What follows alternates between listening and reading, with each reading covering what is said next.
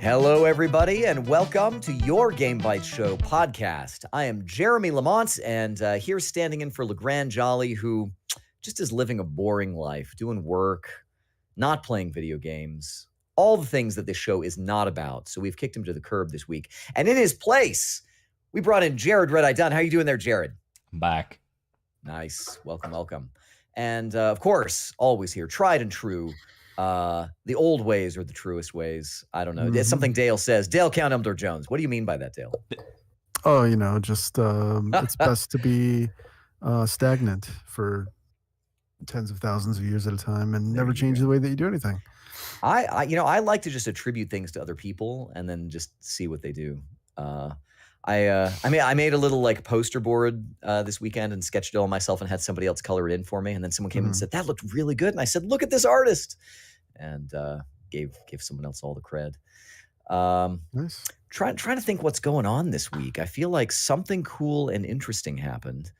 Yeah, there was like some kind of like, I don't know, like games party. They did. They had Gamescom, and spoiler alert, it's not in any of our news. So I don't know. I guess we can talk about it for just a second in our intro here. I thought they usually like announced important or like exciting stuff there, but Jeff Keighley was there the whole time. They had nothing but exclusives. I can't tell you what any of them were. I don't know anything that came out of Gamescom. I know what they showed. Like I actually was excited about the Hogwarts, that Hogwarts Legacy thing. Keeps looking better and better. It looks really cool. They showed like learning some dark arts, like some evil spells and stuff, which I think is kind of neat. I don't know. And they just kind of showed some games. I don't know. We probably have something a little bit later on in the show. I don't know. Other than that, last day of August, everybody. Formerly the last day of August. We just discovered right before recording, August has 31 days. Yeah. Yeah, it does. And that's really good news because that gives me a whole extra day to both start and finish my entry in the UO Outlands writing contest. Oh, wonderful. That's also good news for car salesmen. Guys, Gil, the wolves are at the door. Gil, you have one more day to sell somebody a used car. It's a gift. You're welcome. I don't know. What else can I say? Well, I don't know. It turns out that we don't have anything else to talk about. So let's go ahead and get started with some stuff. I'm interested in knowing what Jared has on offer here because I don't know. It looks like a superlative. And I guess I'll just spoil it for you. It's not the hammeringer. The hammeringest. It's the hammeringest. So here's the thing, y'all. A while ago, Total War Warhammer came out 2016, yeah, and then Total Warhammer 2. I always call it Total Warhammer. I see. For a long time, I thought that was actually the title. Warhammer 2, Total War. Total 3, Total War. Warhammer 2, Warhammer 1 came out about a year later, so a year or two later. The third one came out a while ago, and I didn't get it. It's like one of the it was actually the only Total War game I didn't own for quite a while. That's okay, because I covered it. Okay, so in August, their beta patch of the new game mode Immortal Empires released. So Total War, if you own Total War and all or some of its expansions and then bought Total War 2, you could play so the campaigns for the games are kind of focused and like kind of story driven. But Total War 2 had a mode called Mortal Empires, in which you could play factions from the previous game on the new, larger, expanded game world. And Total War 3 Immortal Empires is that, and it is, it's massive. Like, it is, I would be shocked if anyone told me that it is not the largest Total War map that's ever existed. So there are how many factions? I don't even know. I was just going to ask, do they let you play all the factions on the map? Is that any of them? Is it like 40 different ones or something? Even added some unique ones that didn't exist before just for Immortal Empires. That's too many factions. Dude, it's insane. So, each faction, there's like the Empire, and Kislev is a new faction. What's the Eastern Asian? It's one of the other new factions. Cathay is a new faction. Ogre Kingdom's a new faction. And then Chaos. So Chaos used to be just like Chaos Warriors, and it was just kind of generic. It's super specific now. And you can be like Nurgle or Khorne or, whatever. And they all have their own, units and cities and techs. These are all the campaign factions for the base game. They're all in. They're all in there. So it's like every sub faction and faction, it's insane. It's really insane.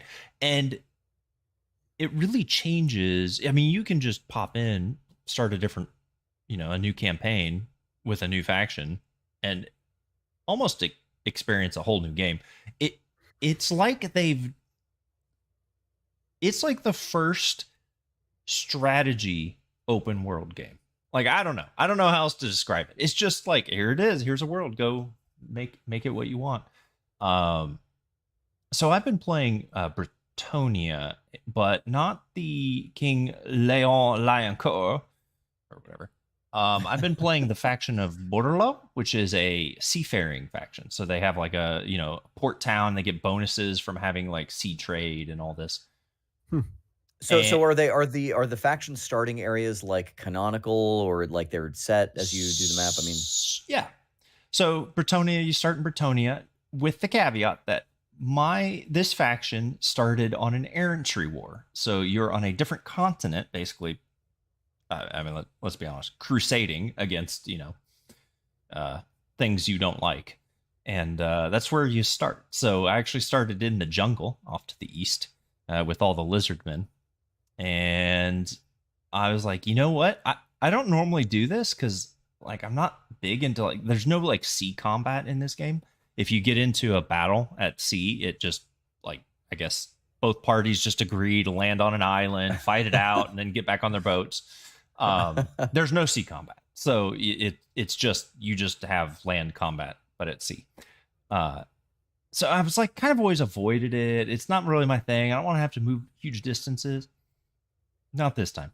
I have actually traded away provinces that are like land-bound to other factions for provinces they have that are on the coasts. So my entire faction, I have been lining the Eastern Ocean, both sides of it now. So it's really cool because it's like, I don't know, I've never done that before in any Total War game.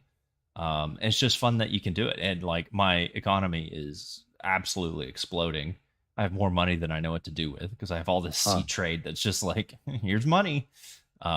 It's really cool. And so the quests are all still there, and like the character development, because you can, like, your heroes now like rank up and they have abilities. You can how's the AI though? Because they seem to be setting you up for victory here. Okay, so the AI is actually not too bad.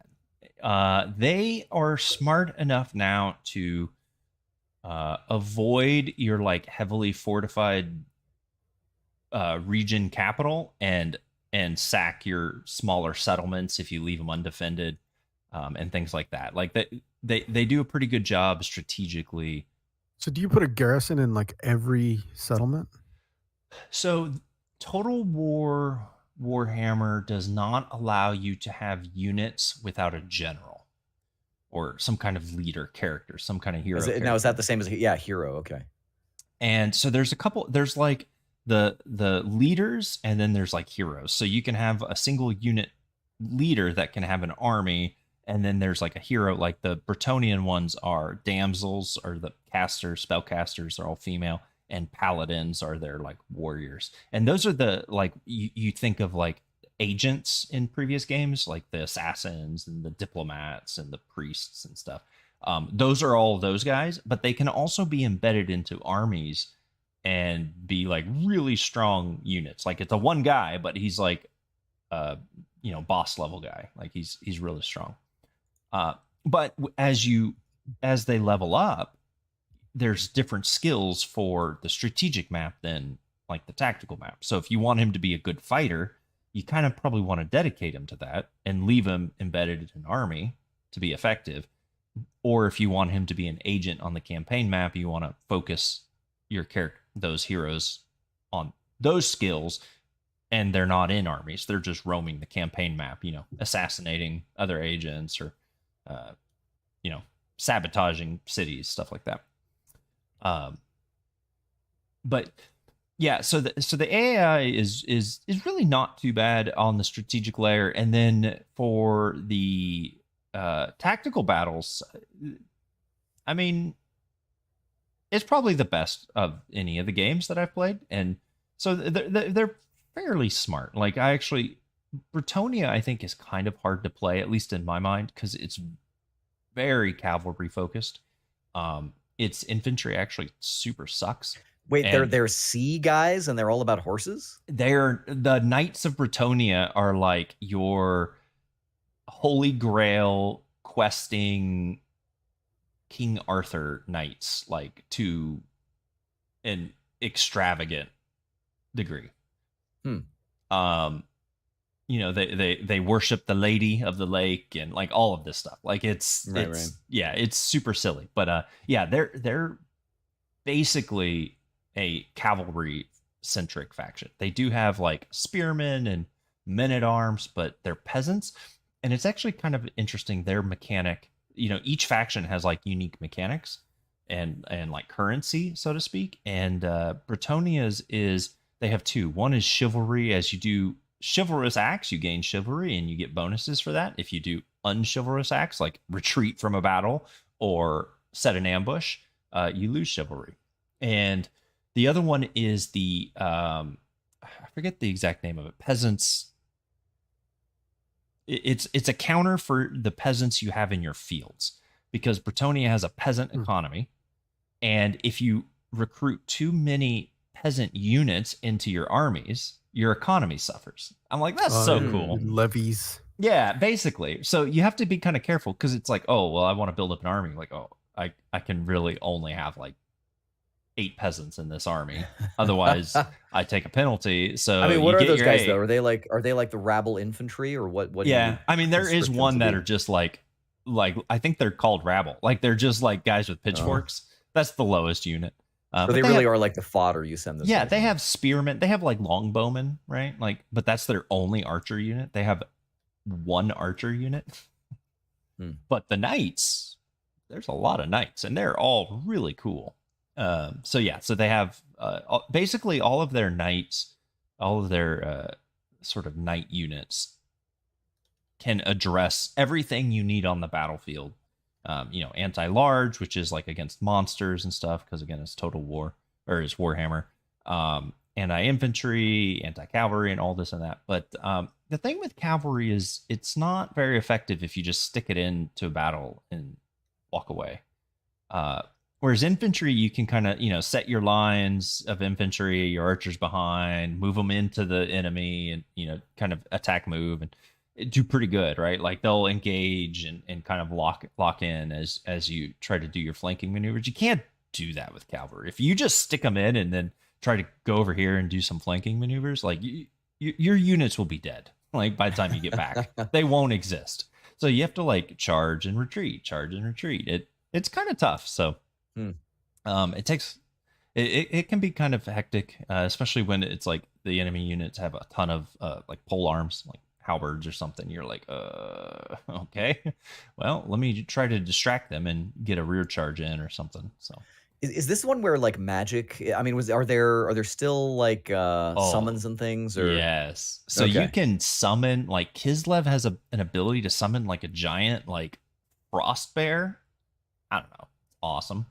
Yeah, the lady wizard rides around on it. Yeah, and so the some common spells. So Bretonia's big spell focus is on life magic, so they have tons of healing, but not very many spellcasters. So that's kind of the trade-off. So you can actually really get a lot out of your units if you keep them healed up. But there's some great spells. There's spells that like completely decimate units, or like that knock them all down as you charge them, and all kinds of really cool stuff. The spells are really impactful. In fact, I was just fighting a battle that I had to quit or finish and get off to play to record this podcast. And like, I'm like running around with my knights, and I see under one of my my polearm units has this like purpley black thing going over him. I'm like, oh no. And it just took out half the unit. And I'm like, oh crap. Okay, well, plan B. Send another one in. More peasants. I sort of like that. In another kind of reality, I don't know if anybody ever played the PS2 series. What am I? I just lost my Kessen. Do you guys ever play Kessen? And how it was originally like a super historical. It like started out launch week of yeah, PS2. yeah. It's like sort of that Dynasty Warriors-y kind of like overwrought drama music, and all the flashy and it started out like, oh, I'm going to be Lu Bu and you can be Lord Cao Cao, and we're going to fight on the plains of whatever, the Wu Shang dynasty. But then it was like, oh, now we're going to start summoning some like giant worms, and we're going to cast fireballs on stuff. And I always thought that was kind of cool. So I'm kind of down with the idea of like, yeah, you're gonna have like spearmen and cavalry, but also fireballs are gonna just like wreck house. So I do dig that. Well, that's cool. So Jared, are you gonna like how easy is it to knock out these 40 factions? Like, are you gonna stick with this to the end? Don't know. So the Total War for a long time has had in these big campaigns, 2 ways to win. They have like short victory conditions and long victory conditions. And like the short ones are usually like control these 7 provinces, either through conquering them, like owning them directly, or being in an alliance with the faction that owns them. Mm-hmm. That's just not very fun, is it? Like, oh, I got my 7. I'm good. Okay, guys. I'm right. So I figure I'm going to just take over the entire coast of just all the continents. That's kind of my goal. So I approve of this. Where you're like, okay, I win when I declare it to be. It's going to be my ocean. Right. and so what, and it's funny because I say that, it's like, I didn't start off with that goal. The game doesn't say, hey, go take all these provinces on the coasts. But I'm like, man, it kind of goes to that open world feeling that it has that I've never.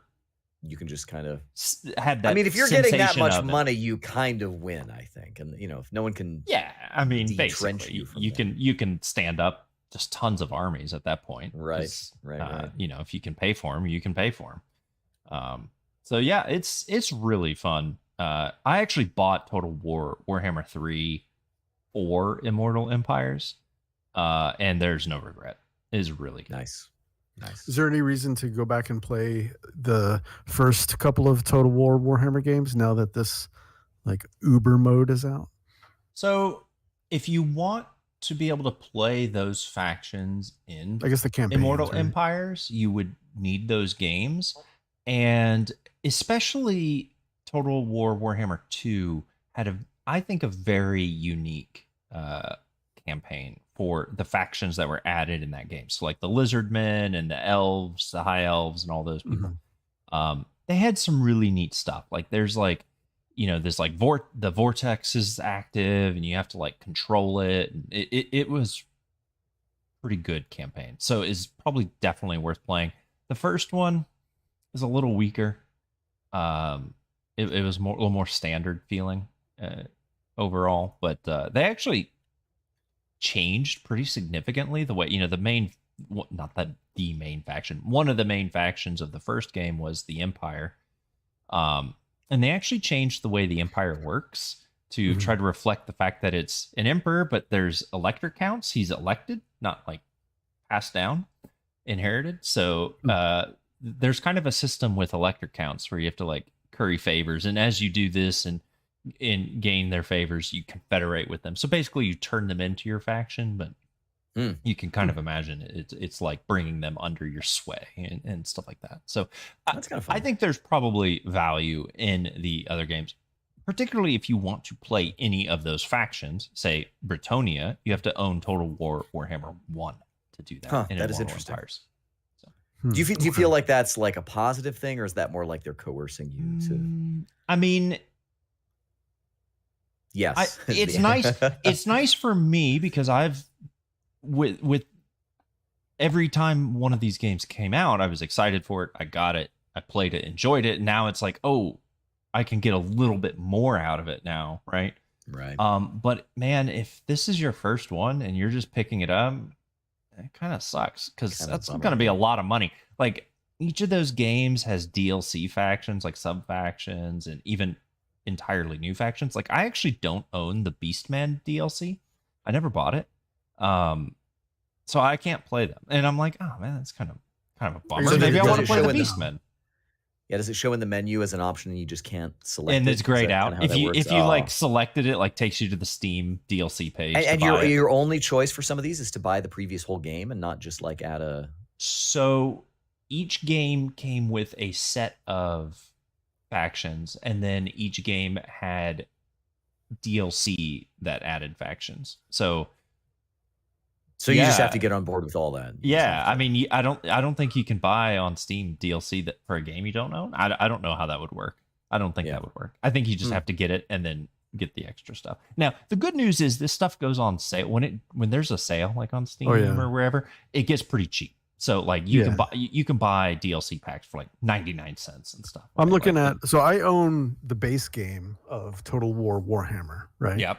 But I don't own. I do own a couple of the DLCs on accident somehow, probably. Some of them are free. Every time they release a paid DLC, they also release a faction that's free, like a sub faction, which is pretty cool. I have, for some reason, I have the Isabella von Karstein. That one was free, and then I have the Call of the Beastmen, which I don't know why. Ooh, Jared's jealous now. I'm so pissed. That's an $18.99 value here that I have for free somehow. Anyway, but yeah, I don't own the second one, and I don't own the third one. When I played the third one, it was just through Game Pass, right? So, so if I wanted to play this new mode in the third game using any and all races, I would have to own all of it. And all the DLC, all 3 games and all the DLCs, all on Steam, apparently. Yeah. That's that seems a little bit steep. Is there any? So it is probably not too different than say like the model like Crusader Kings 2 and 3 have, right? They just keep adding. Some of those Paradox games just keep adding DLC and they actually have a subscription over and over and over. Oh, do they now? That's actually I'm cool. pretty sure that Paradox is either now has or they're talking about like having an actual subscription to their DLC for their games. So like Crusader Kings 3 or whatever. Interesting. Total Europa Universalis, whatever. But yeah, so it's kind of one of those like, man, if you've been along for the whole ride, it's not too bad. But if you're starting off, I'm going to go do something easier anyway. Pick like one and like have, because honestly, there's so much, there's so many factions and like you can have so much fun with it regardless. Just atone get for it your and sins just enjoy. And just buy everything. Get it all. Indulgences. Sega will sell you indulgences. Yeah. Just play Cathay. You get to be a hero that turns into a dragon. Like, how cool is that? That is pretty cool. It's kind of cool.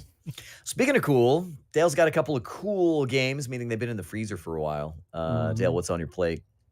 I was looking for something quick and easy to deal with the other day, and something that had also reminded me of its wonderful soundtrack. So I had to play V six times. The amazing.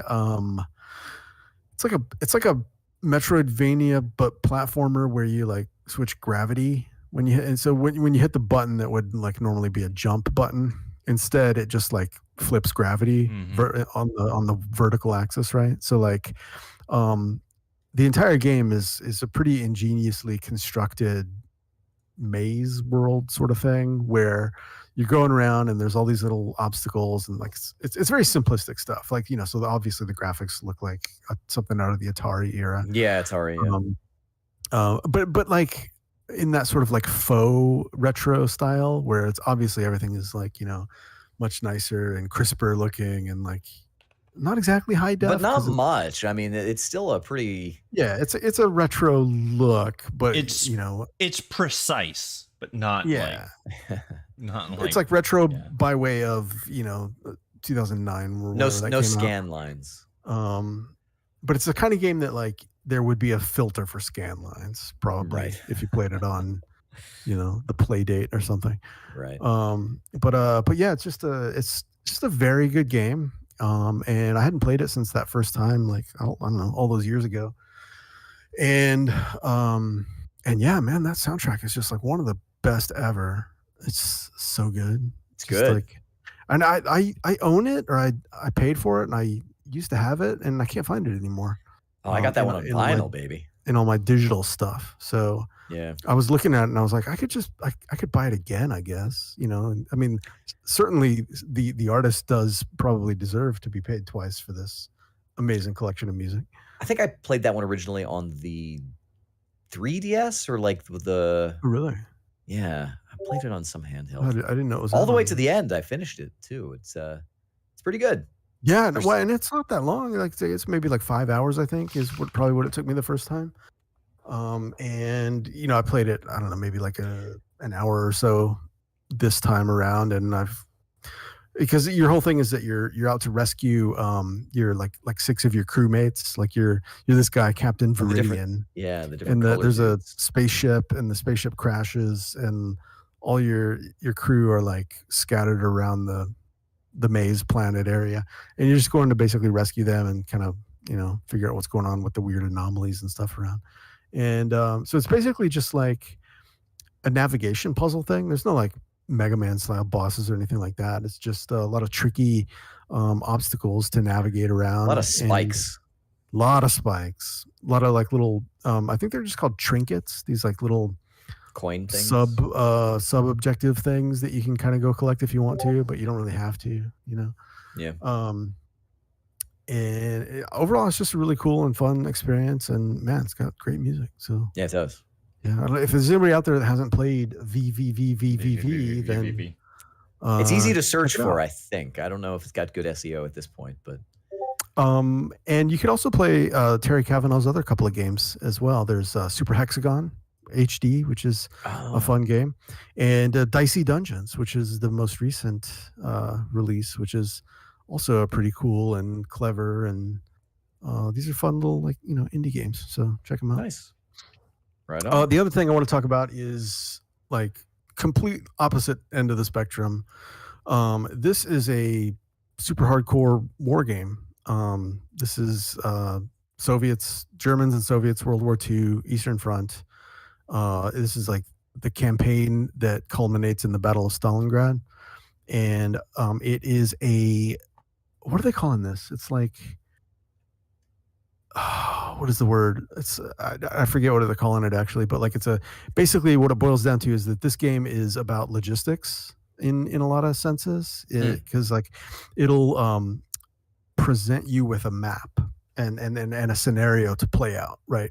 So the first scenario of the campaign, And what's it called? it's called did I not mention? No. It's the title of this game is Unity of Command. Jared, have you played Unity of Command?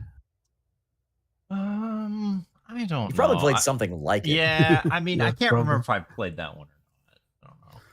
I don't know. I'll look it up. So it's cool though. The thing about it is it's a very hardcore game with a lot of stuff going on, but it presents itself with a pretty like readable and usable interface, so that you can like load it up, and without even reading the manual, you can like you can see all the little tokens and things on the map. But it's a hex grid map, and it's got like little icon buttons on a toolbar to click on, and you can sort of basically kind of work out like what's going on. These are my guys, that those other guys are wearing a different color uniform, and the zone that they're in is red, so like they're the enemy, right? These guys have more dots than I do.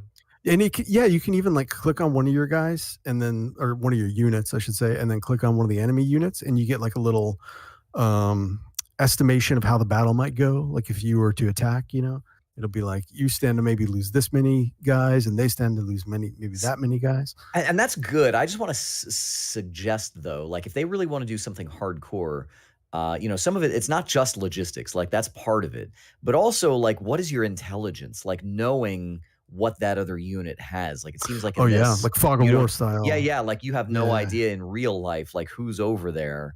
But in this game, still, I guess I guess they That's a good probably want to point. make it playable. But It's a good point. I think maybe that the scale of the scenarios in this game are small enough where that it is believable. Like you would know that like over that ridge there's 3 units of infantry, because you do have planes, right? do you do think that have, would be more fun or less fun to have something that's like true to that kind of idea? Like this could be a giant army and we have no idea. well, I mean, there's that game Ruse that plays on the idea of like Yeah. Fog of War. Yeah, Ruse was pretty neat for that, because you could even do things that like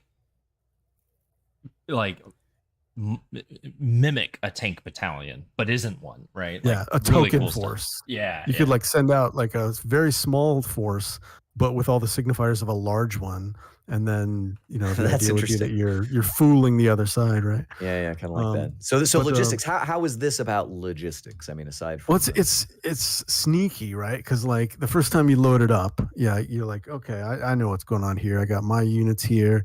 I can, I got infantry, and I can send them against either their infantry or maybe their armor or their cavalry, and I can, obviously what's going to beat what and how is everything going to look out. Oh, these guys are dug in. They're going to be tougher to dislodge, right? So I'm going to lose more people if I go against them, that sort of thing. But I kept trying to play that first scenario of that campaign from the German side, right? So like the way it starts out is that the Germans are building up a big force along this, corridor of land that they have or whatever. And the Soviets come in, and the Soviets they come in for like a raid, right? But what they don't know is that they've attacked at a position that is not quite optimal. And now here's your job as the commander of the German side on this time of this scenario is to take all the resources here and roll them up and basically punish them for overextending. But it's not immediately obvious like how they've overextended or how in what ways your force is superior to theirs, right? And so I kept trying to do this scenario a bunch of times, and I was like, why are the Soviet guys so much stronger than my German guys? Like, why can I not, beat them back,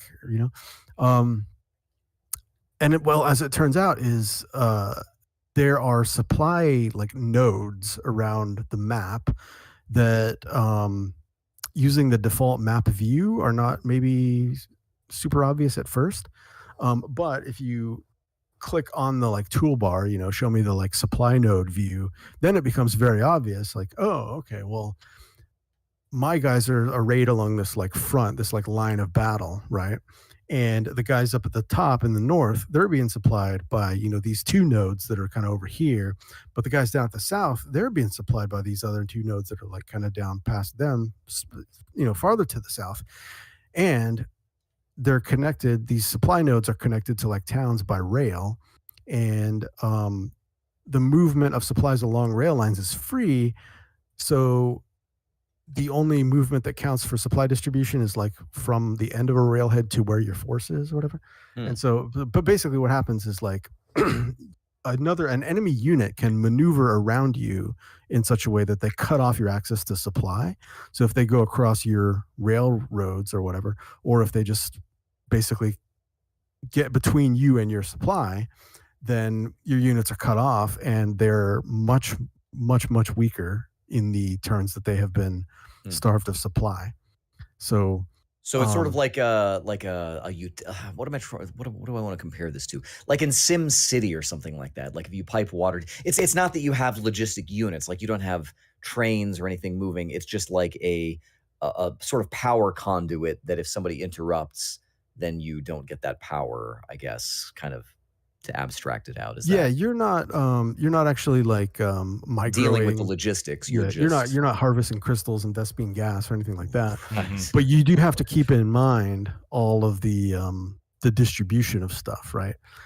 Because that becomes very important. So you get your guys cut off from supply, and then they spend a whole turn without any supply.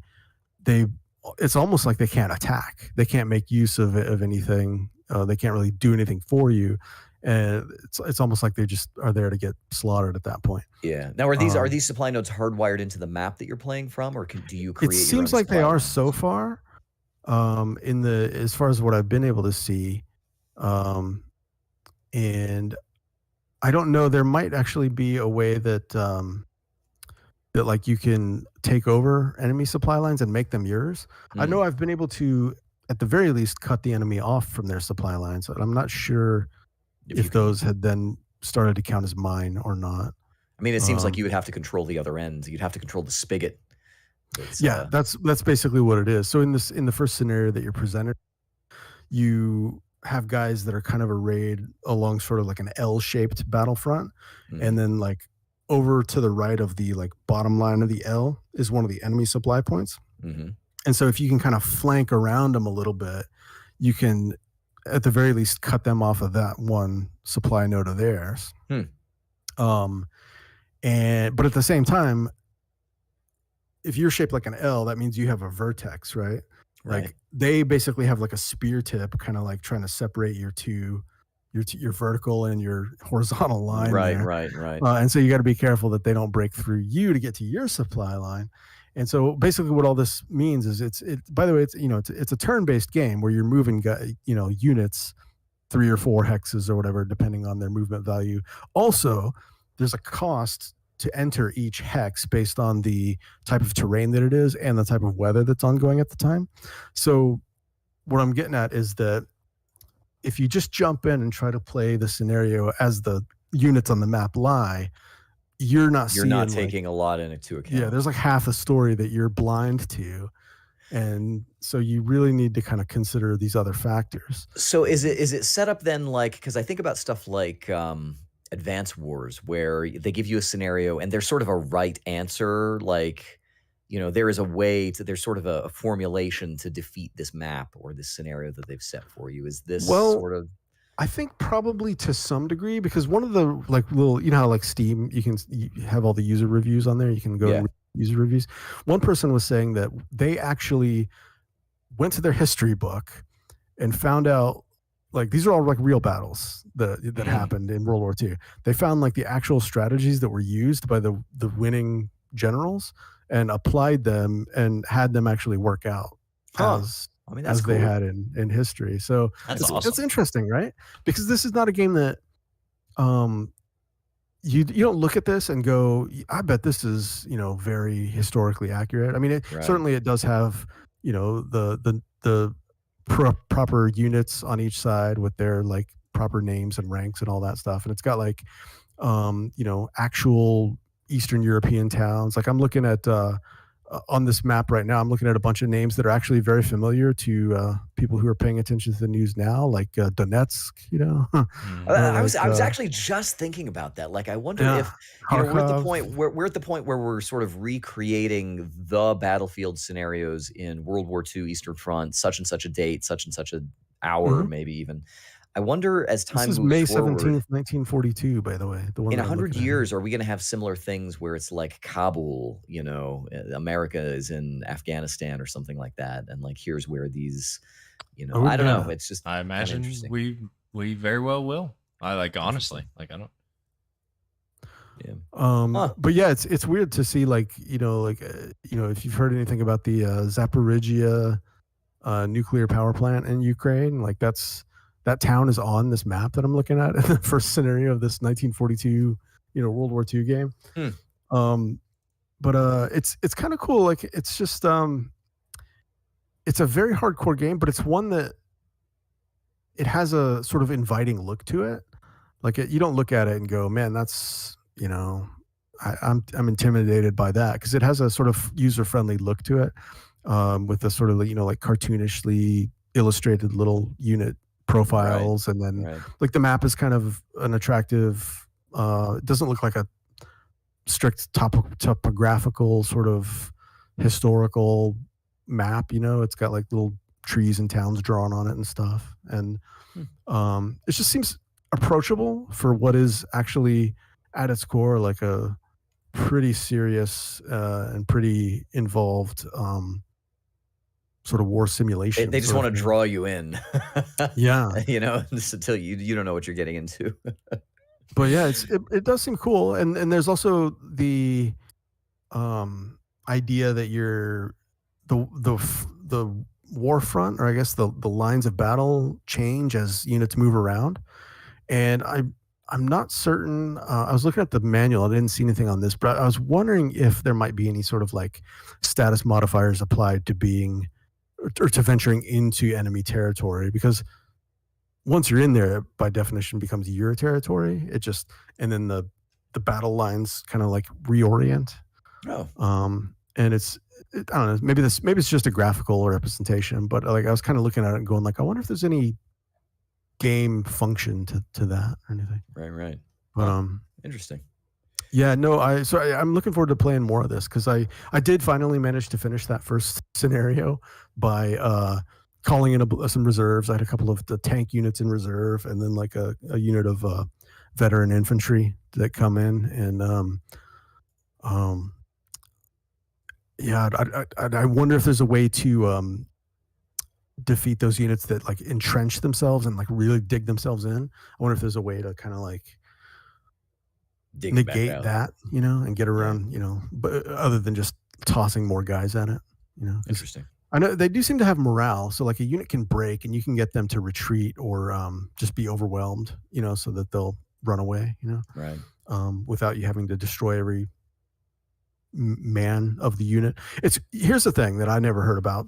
Jared, I don't know if you ever heard about this before, but like the idea of the units on the map having what they call stages, or no, not stages, steps. They have steps.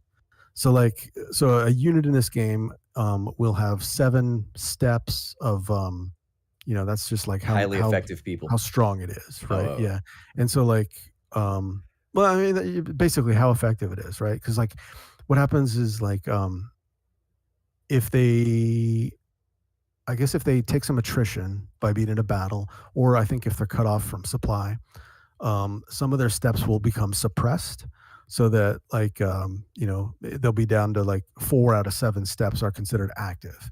And so when you go into a battle situation, the amount of active steps you have is multiplied by your like offensive capability or defensive capability for whatever the relevant operation is. And so it's sort of a measurement of unit strength or efficiency or how well supplied you are, kind of like all rolled up into one thing. But I'd never heard that term before. Like this unit has this many steps that are active. It's like, is that a common war game thing? I'm not sure. It's interesting because a lot of these, so I haven't played this game, but I actually had read an article. It was a while back about it, and I don't tend to get into these like war games because they get so in depth, and it's like you have to commit so much gray matter to really get the full enjoyment out of them. I just can't. But they all have kind of interesting takes on like how to simulate the complexities of warfare and its logistical nightmares, but also maybe still be a little bit fun, right? Like it can't just be, balancing it all on graph paper, because it's a little fun. I guess I'm an engineer in heart, but I mean, they have to try to, I don't know, create something. So even Total War at one point, Total War Napoleon had a supply system that never made it into any other game. They took that crap out. One of my favorite games was always what was the one where you had the war wagons? It was it was like Age of Empires, but you'd have to deal with like territories and stuff. And I'm trying to think. Rise of Nations. Rise of Nations. Yep. I was going to say Rise of Empires, but that's not. Yeah. No, Rise of Nations had something. So I think there can be something kind of fun, to be like, well, you've got another layer of it, but I think it can, it's not hard for it to go overboard, and you're just like, nah, no. Well, speaking of going overboard and being like, nah, I decided to play something that is extremely different from anything that either of you played this week. Oh, yeah, we've heard about it a lot. but I thought I would actually give it a shot and see what was going on. It's on PlayStation Essential, or no, PlayStation Extra. I've just been kind of looking through the catalog there, and something will pop up from time to time. And I saw Balan Wonderworld, which is kind of famous slash infamous for being a pretty sure Square Enix published. I'm kind of forgetting at the moment, but I think Square Enix published, and Yuji Naka was kind of the designer, director, in some capacity, sort of the creative force behind it, and pretty publicly like bombed hard. Hmm. So I was like, all right, what's this all about? What is going on here? So I decided to try it out. Balan Wonderworld is a one-button platformer. Basically, every button on the controller, whether it's shoulders or whatever, does one function. And you play as one of a number of little characters, and they have dumb names like Sergey Leroy or something. I don't even remember what it was.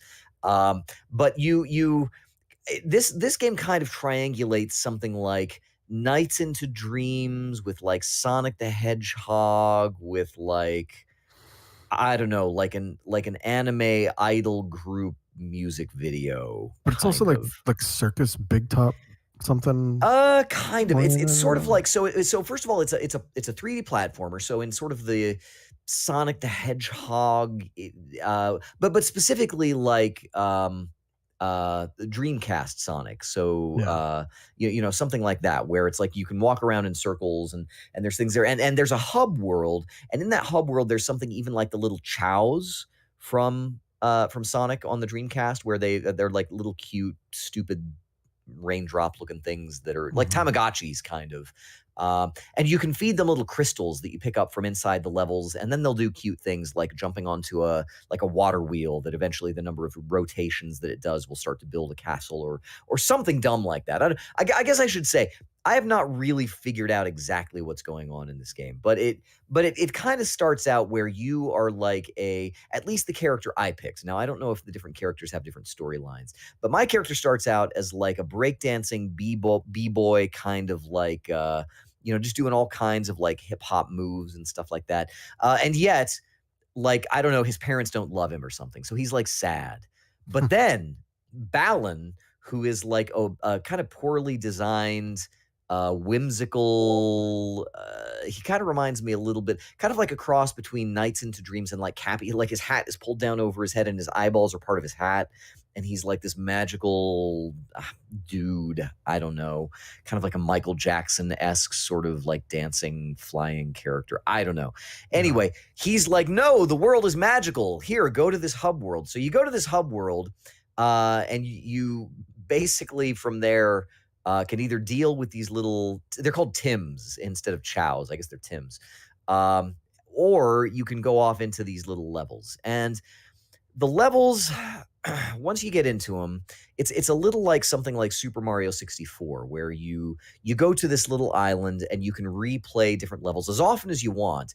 But inside the level is some very minor platforming. This game is sort of targeted, I want to say, for maybe younger players. But it plays a little bit like, if you imagine, sort of like I've described it, Sonic the Hedgehog, Nights into Dreams, but also it's Little Nemo the Dream Master on the NES. Because as you go through the level, your plain, depressed anime character finds these magical denizens of these different levels, and they might be all kinds of different things. There are wolves, there are butterflies, there are jellyfish, there are all kinds of things, and they're all themed to the level. So you won't find, there's spiders. So there's different levels, and I'll just tell you the first 3 levels are like a farm kind of level. In the farm level, there are wolves and dragons that you can dress up as.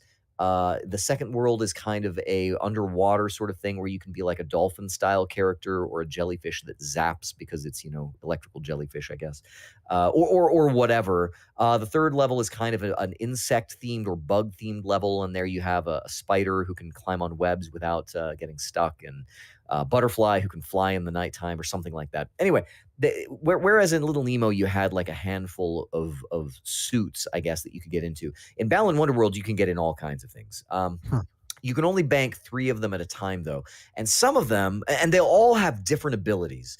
So like one of them might breathe fire if it's a dragon, or there's like a weird plant that like grows real tall, but then when you hit a button, it kind of like snaps up and it kind of equates to a jump. But it can also like in with its tall head, gather gems or whatever. And at once I kind of feel like, oh, that's kind of clever. Like they had to come up with 100 different little suits that you can climb into and be. On the other hand, I'm like, I don't really find any of these interesting. And it's kind of a pain in the neck to switch back and forth between them because I'd really like to jump right now, but this character can only breathe fire. Because remember, I said at the beginning, it's a 1-button platformer. There's not a jump button and a breathe fire and an attack button. There is a button that does whatever that thing does. And so jumping is a thing, and some things don't jump. So you can only bank 3 of these suits at a time, and you can hit the shoulder buttons to kind of toggle between them. And your character has to do like a little twirly animation thing, so it's kind of a pain in the neck to switch. And as you go through the level, there are bad guys, and it's like some kind of like Kingdom Hearts, heartless kind of thing, like different little formulations of dark bad guys. But then there's like these characters, these suits that you get into, and you'll come across them and they're always like dancing, like just doing like all kinds of dance moves. Like the characters are rigged up to do dance moves. As you approach them though, they disappear. I don't know why, but it's like you're in the land of Oz and they're all dancing to some music that you can't hear. And as you approach them, they disappear, and I don't know why. But then each level is also themed after a particular character. So the farm level is about this farmer, and it's named like the man who rages against the storm. And you kind of find out through cutscenes that like this farmer's crop was destroyed by a big tornado or something, and so I guess he's angry, and he's overtaken by his anger or whatever. He becomes like this boss that you fight at the end, and the bosses are really easy, pretty much. Like they all make use of the suits that are in that level to kind of do certain things, but it's like the standard Super Mario, like hit them 3 times and they die. Or whatever after certain animations or whatever. The second character is like a girl whose dolphin turns evil, and so she's sad. And the third level. No, and then. So you defeat the bad guy, and then the character is like restored to his original, like, oh, I'm a happy farmer again or whatever. And then you're treated to like this little music video dance session where they like your character dances with them, and it's like really well animated. So you're doing like the worm and like all kinds of things. But it really is just like you would see like an idol concert, like all the the very Japanese moves that you do with hands and feet and things like that. They dance, I guess. Yeah, is kind of how it works. And kind of by the end of it, I feel empty, kind of playing this game. Like I understand, like I kind of want to buy into the whimsy. Like I'm like, oh, Yuji Naka has like some amazing imagery going on in his head or whatever, but it's just not that fun, I think, by the time I'm done with it. And it could be that the game was just designed for lesser beings, children, I guess I'm saying here.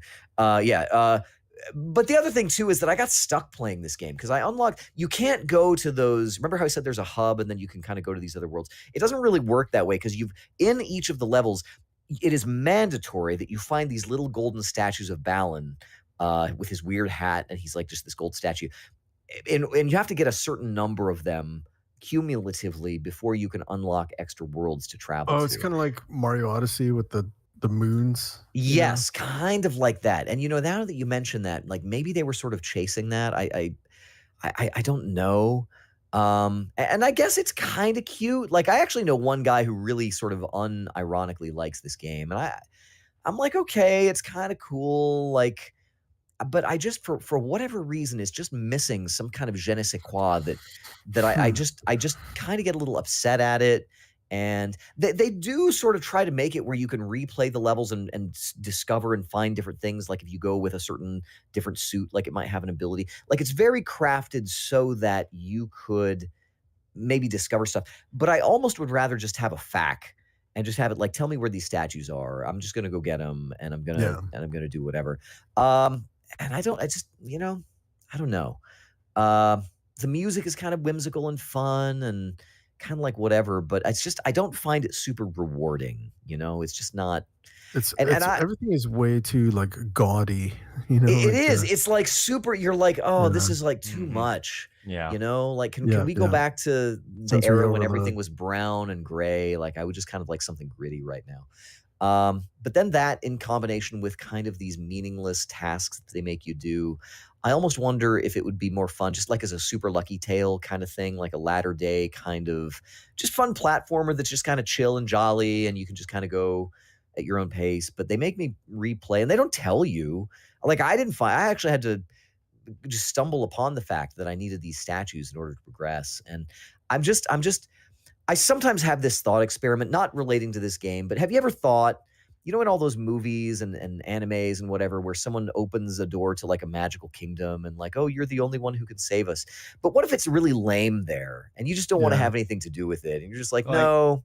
You're better off not being saved. Yeah. Like I'm just going to kind of nope out of this. That's a little bit how I feel about Balan Wonderworld. Just go quietly into the night. Yeah, I know. Like I'm your only hope. I'm so sorry. I just can't. But there's also kind of something there. Like my heart goes out to Yuji Naka a little bit. I know he did some interviews where he's like, this is not my fault. And I'm just kind of interested to know what happened. It's, somebody just had too much whimsy and not enough game design chops when they made Balan Wonderworld. And, it doesn't hold up on the whimsy alone.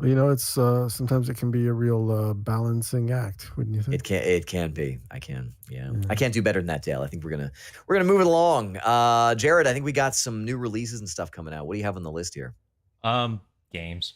No, games. Not much. Games. Tech-gaming.com. Check it out. That's where we get our list. Tom Hanks trivia game called Hanks Hanx 101. Oh my gosh. Apple Arcade Apple Arcade. Here's the thing. I thought it was going to be about Tom Hanks, like everything you wanted to know about his various movies. If you want Big or I don't know, Forrest Gump. Yeah, Forrest Gump or something. Like you could credibly make a really good Tom Hanks based trivia game. But I think this is just Tom Hanks challenging you to general trivia, and I feel like they missed a step somewhere. Weak. I don't know. I think I could take Tom Hanks.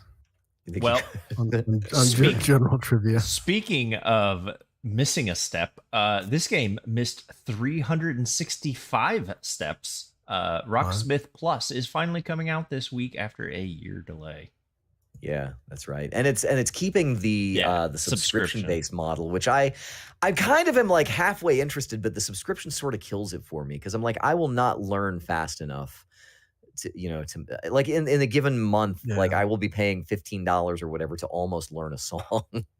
That's not on the game, that's on me, but I feel like I'm not alone in this. But yeah, I don't know. Yeah. Also on the list of I don't know, Rock Band adds Muse after 14 years. I added this. I'm guilty, but I just want to say that in the last 30 days, I have paid for content on Rock Band. It still lives, and so I approve of them releasing Muse music. Yes, I like Muse. They're good. Hey, a couple of things that are on the tech-gaming.com list that we did not add to the list here. Teenage Mutant Ninja Turtles: The Cowabunga Collection is out. That's on physical and digital this week. Also, Phantasy Star Online 2, which is free to play. And I've kind of lately been kind of interested in Phantasy Star as a series, so I wonder if that would be cool. I don't know. Also, Back 4 Blood is getting some new DLC, Children of the Worm. That game, I watched some people play it, and it still looks way fun. I think somehow people are not giving the appreciation to this very, very competent Left 4 Dead. I'm just waiting successor. for the DLC Back 4 Blood, but this time plasma. So got me through college donating that plasma. Yeah, right. I don't know if we have any leaked new Destiny guns this week, but I guess I will say there is one called The Company Man, which seems credible. Oh yeah, that's definitely a Destiny gun. The Company Man. Probably a hand cannon, if I had to guess. I think so. Back again? So. That could be a rocket launcher. Yeah. All right. Deals and freebies. There's a big Square Enix sale. 90% off Tomb Raider, Deus Ex, Avengers, Thief, Guardians of the Galaxy, Legacy Kane, blah, blah, blah, blah, blah, blah. Go check it out. Mm-hmm. Yeah, Gold? I was I don't just know. thinking like there's a little bit of parentheses text here, something to do with IDOS sale to Embracer, and I was actually just thinking that I wonder if this because like didn't they just recently sell all that IDOS stuff? Oh, they just And got yes, of course embraced. they did. They got Embracered. Yeah. Mhm. Embracer is a capital group that's been picking up a ton of like video game related stuff. And the Lord of the Rings, so who knows? Yeah, that's true. So we'll see. Games with gold. I don't know. We can go through these. September Yeah. 1st through the 30th is God's Will Uh, Fall. I'm having to like look really close. 'cause oh, these yeah, are I used a tiny graphic. images. I blame our Discord user Faulty Muffin for giving us the heads up on this in graphical form. Double Kick Heroes is another one that's on Yeah. here starting in the halfway through the month. This is a kind of zombie heavy metal rhythm action game. Thrillville, which is on the original Xbox.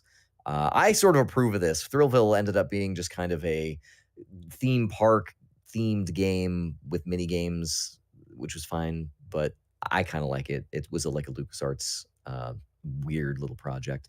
And then Portal 2, which is going to be from September 16th to September 30th. I am not sure, but this might be the last batch of games with gold games. It's either this month or next month that's coming up. So we also have a little bit of advance notice on the Amazon Prime games for September. There's a couple on here that are of particular note. Shadow of Mordor, which is probably because of the new Lord of the Rings Amazon series. Coming out in just like a couple of days. Yeah, like in the next week, yeah. And then The Dig from LucasArts, which is an old adventure game that I believe was written by Steven Spielberg, and then there's some other unknown stuff, so that's over at Amazon Prime. Guys, in the news, a couple things are kind of interesting here. Sony is getting back into mobile games with the PlayStation Studios mobile division. So I don't know if you guys remember. Do you remember PlayStation Mobile about, I don't know, 10 years ago?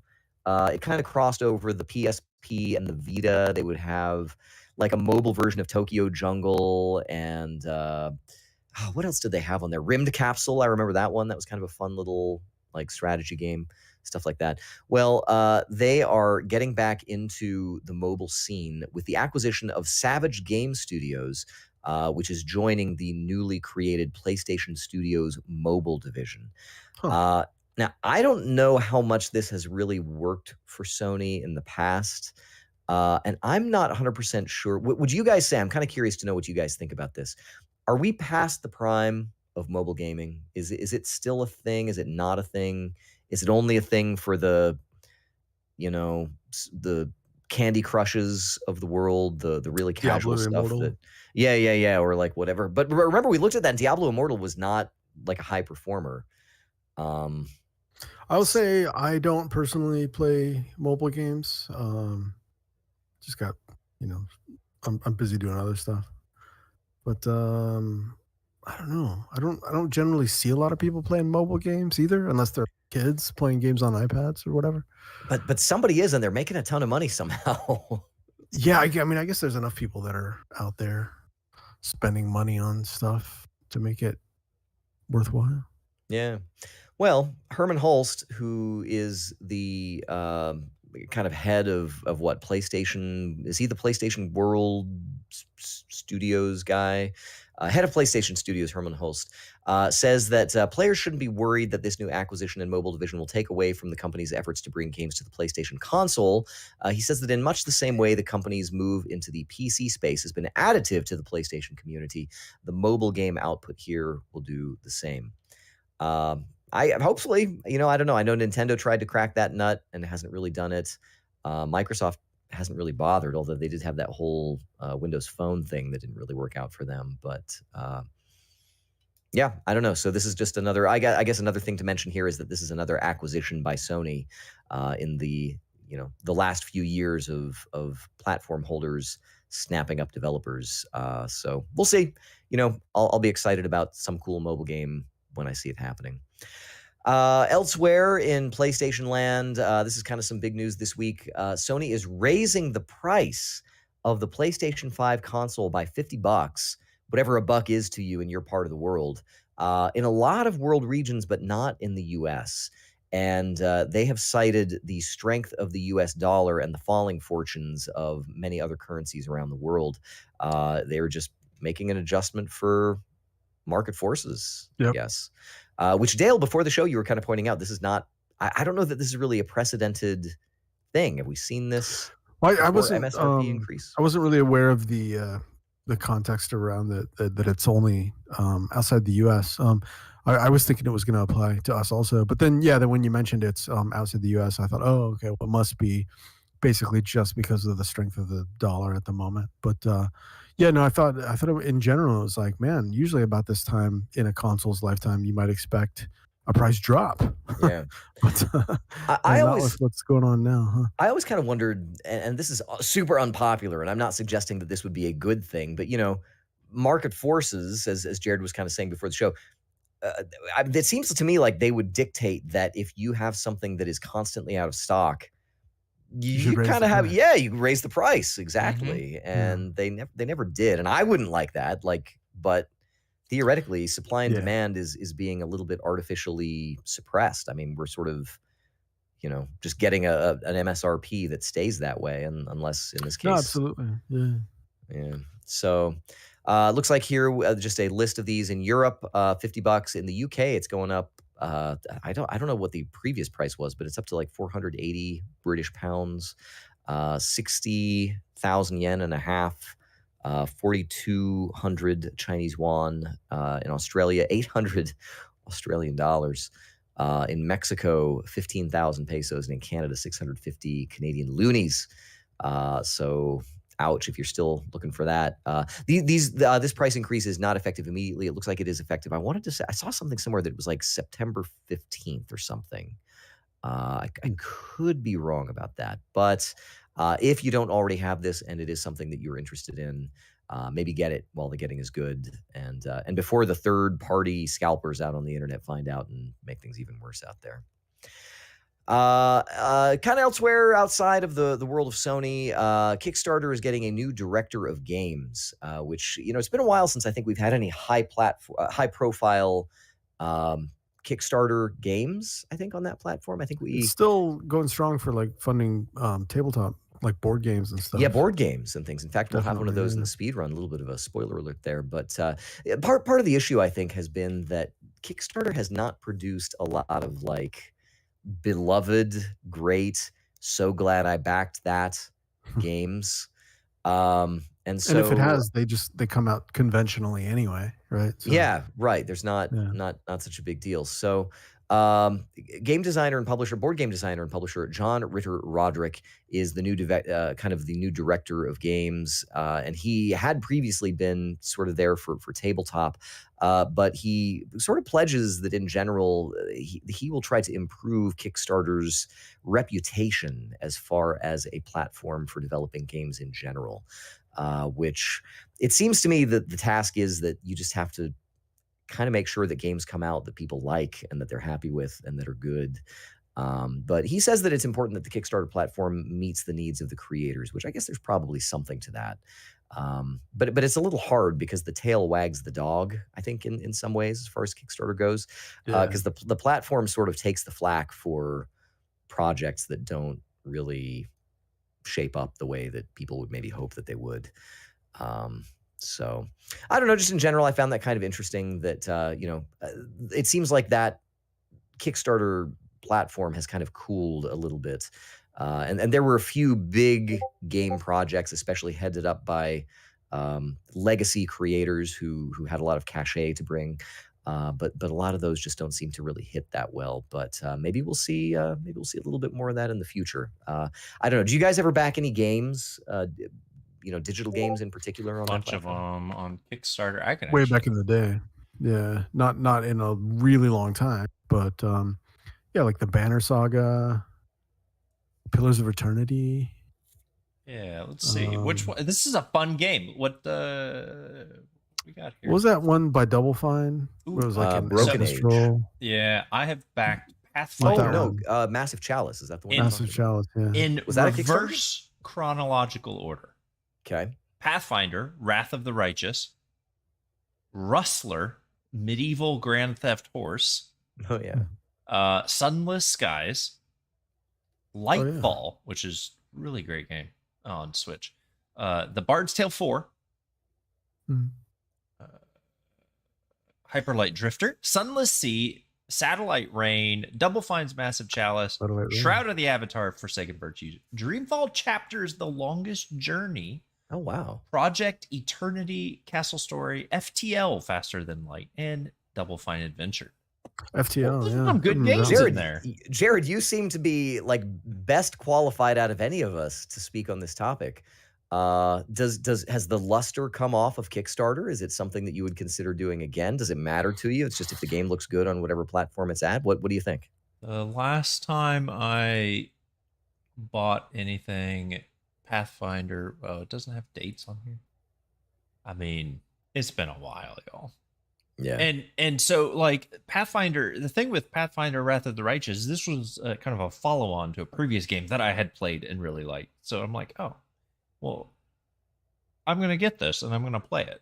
So let me jump in now. I don't know. No. Maybe just wait and see. Kind of depends on I don't really ever look. Ever. Yeah. I don't know. I'm going to click on their games section of Discover and see Big Swords, Graves and Groves. Now, are these do they separate video games from board games? Because I feel like there's going to be sort of a bunch of it's a bunch of board games. interesting.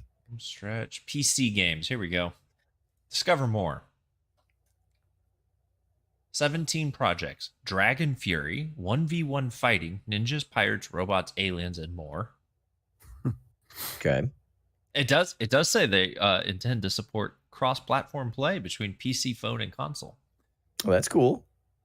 No Way Out, a horror indie game. Beast King.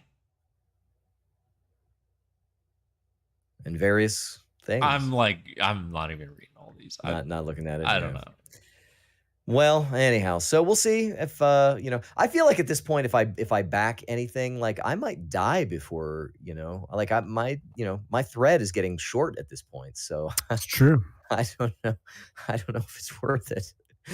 But yeah, I've actually only ever backed I've backed board games and I've backed books on Kickstarter, but I don't think I ever backed like an actual video game. I'm such a pretender. I don't know. Well, guys, I think that's going to do it for our regular news, but the fun is not over yet because we still have the news speed run. Start that music. Is this supposed to be like music or something? Homeworld board game. Currently on Kickstarter. Oh, how the turntables turn. How about that? Tables. It is going to include more than 100 ships and a 10-part campaign. Whoa. Yes. Plus a mission where you have to stay inside the gas cloud, otherwise your Right. ships will slowly die of sunlight. Absolutely. My favorite That's level. crazy. But That mission also, sucked. Dune Awakening is getting Dune Awakening is a survival MMO announced at Gamescom. So I guess they did announce some things. This looks all right, but anytime somebody says MMO, I'm like, yeah, I don't know. Yeah, right. MMO. Like, what does that mean, right? The survival part, I get. Like, I can easily imagine playing as like a Fremen or like a Dr. Liet Kynes sort of character who like has to go and live among the. See, Yeah, here's what is the MMO? Everyone just wants Conan, but Dune, right? Here's the secret thing. It's actually going to be like Stardew Valley. You're just going to have to like water pumpkins the whole time, except you're in the desert. So you just got to keep watering. The pumpkin spice must flow. Pumpkin spice. Also at Gamescom announced the DualSense controller is getting a new version, and it's called the DualSense Edge because they, just got to add some more words. Which is going to have, it's sort of like the Elite Xbox controller. It's going to have replaceable buttons and more buttons, and there's going to be some buttons. And guys. like Whoa. Joy-Con thumbstick drift. Yeah, it's going to be great. Logitech's Steam Deck, quote unquote, style streaming handheld images leaked online. Logitech, I guess, did not care for this and forced them offline. I'm still interested in this. Jared, you were the one to bring it to my attention that they were even working on this, and I feel like it's kind of more like what I'm interested in than the. Have you been playing your Steam Deck much? Like every day. Like every day, man. Sweet. Yeah. Still could be good. Check our Discord for a video that somebody sent. One of our users sent to me. That is a portable PlayStation 2, which Oh looks my gosh. sweet. And apparently they've got like mobile form you can order from China. The Netflix Resident Evil series has been canceled after just one season. But I got to admit, I know there were like 3 Resident Evil things coming out, and I don't know if this is the one where it was like Claire Redfield's kids, or if it was like in the gritty future, or like what it was. Beats me. Whatever- I know it has. whatever it was. This one had Lance Reddick in. Is that good? Is that I'm sure he's good. He's cool. Lieutenant he? Oh, Daniels cool. from The Wire, or he's Bosch's lieutenant. What's that guy's called? Like Lieutenant Deputy Marshal something or other. Oh wow, I don't know. It sounds Whatever. badass though. On if you ever watch Bosch on Amazon. Yeah, he's the same guy isn't he the voice of Savala?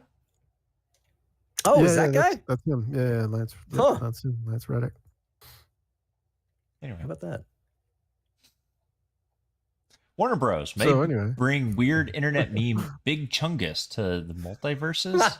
I'm going to continually put multiverses stuff on here because you guys are multiverses deniers, but it's going to continue to be huge, just like Big Chungus. That's great. Assassin's Creed apparently headed back to Baghdad with a game allegedly called Mirage. Assassin's Creed Mirage. I think we had rumors of this, but I think it's now been confirmed that we're going to be going back which to I the think Middle that's East. actually really cool because like I really liked the setting for the first Assassin's Creed where you went to what was it? Jerusalem, Acre, and Damascus. Yeah, that's right. Yeah, and then you had like the kingdom, which was in the middle there. And it was sort of widely, if you remember at the time, like Assassin's Creed 2 sort of fixed the thing because it was like, well, there aren't many features here, and you're just sort of doing the same missions It over added and a over bunch again. of cool story where the first didn't have that much. Right. So now we can maybe go back and get. Also, nobody gave a crap about Altair. He was just a jerk face, but everyone loved Ezio. That's true. It was really hard. Yeah. It's hard to like. But I did like the game. I mean, the first Assassin's Creed game was pretty cool. Interesting. Well, the final item that we've got here is that in an interview with The New Yorker, John Carpenter was talking about just all kinds of things. And he mentioned that he had tried playing Rockstar's Red Dead Redemption 2, which is, by all accounts, an awesome game. But he said that he did never finish it. And his reasoning is that he couldn't get on the damn horse, which John Carpenter... I sympathize. Get good, John Carpenter. you be careful what you say to John. Actually, I guess it's not John Carpenter. It's I don't know. All these horror guys, you just can't be mean to them. Or Wes Craven. Yeah, or the author, the Children of the Corn dude, Stephen King. Stephen King. Yeah. Haven't you ever heard that like people are mean to Stephen King and then they like die under mysterious circumstances? Oh no. Yeah. Last guy to insult John Carpenter, his dog turned into like this puddle of mutant like tentacles and stuff and just like ate the guy's face off. It's pretty weird. Guys, that is going to do it for this episode of Your Game Bytes Show podcast. I want to thank you for making it all the way to the end with us. Thank you to my co-host Dale Count Elmdor Jones, Jared Red Eye Dunn, LeGrand Jolly, wherever you are out there. Thank you as well. Folks, if you have any thoughts or comments about any of the games that we have played today, if you want to share with us the games that you've been playing, anything at all, find us on the internet. You can find us on social media. We are at Game Bytes Show on Twitter. You can also reach out to us individually with your commentary. I am at Jeremy_Lamont. I am at Count Elmdor. I'm at Red_I. Our regular host, LeGrand Jolly, is at LeGrand, LeGrande. You guys can also find us at youtube.com/GameByteShow, where we do this thing live. Hello, waving at you right now. I know. Thank you for being here, all of y'all who are just falling at our feet, adoring us on youtube.com. But, come over, subscribe, hit the alarm bell, and maybe join us live, put in some comments, and maybe we'll read something live on the show. I don't know. As long as we can pronounce it, I'm game. You can also find us over at GameBytesShow.com, the back catalog of all of our wonderful, awesome, actually divine and sublime podcasts are there. You can also find there an open invitation link to our Discord server, which is where all the cool dudes hang out and share cool dude videos and talk about cool dude things. So if you want to be a cool dude, just come and join us on our Discord because lots of good stuff going on over there. And of course, folks, we will be back before too long here at Game Bytes Show to surprise and titillate and entertain and inform you with all of the things about video games and everything that's going on out there in the world. And until then, this has been your Game Bytes Show podcast. I want to thank you so much for joining us, and we will see you next time. Be seeing you. Bye. Boop.